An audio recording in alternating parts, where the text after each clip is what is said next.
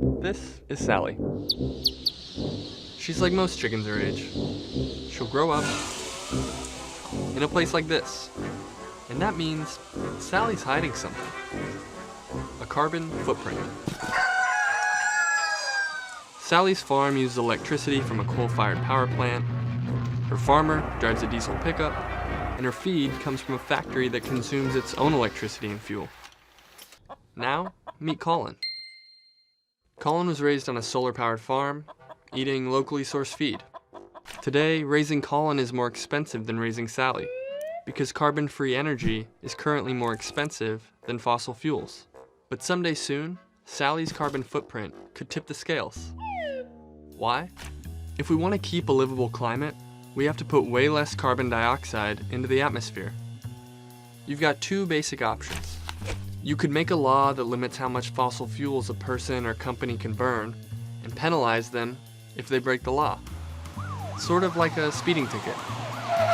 Laws like that aren't always popular though. That's where the second option comes in.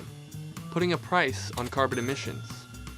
Right now you can put as much carbon dioxide into the air as you like, without paying a dime. But what if people had to pay? Almost 20 countries around the world have adopted a carbon tax. Here's how it works.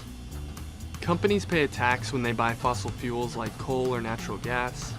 The price is based on how much carbon is in the fuel. And then they try to pass those costs on to customers. That means with a carbon tax, the cost of raising Sally goes up. And ultimately, when it's time for Sally to go to the great chicken afterlife,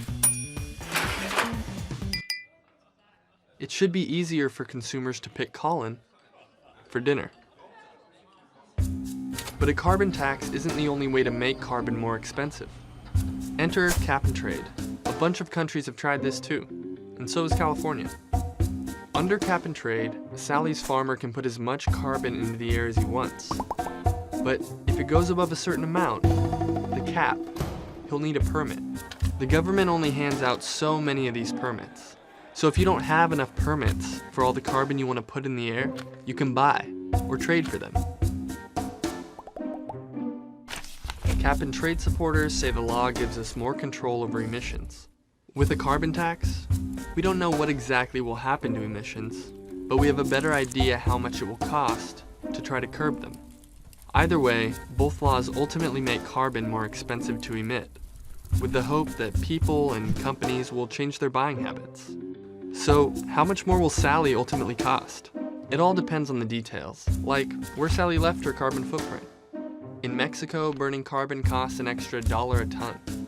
In California, that same ton costs $13, and in Sweden, $130. In any case, the more pricey we make carbon, the more competitive solar, wind, and other non-carbon-based energy sources become. The question is, who's willing to stomach the cost?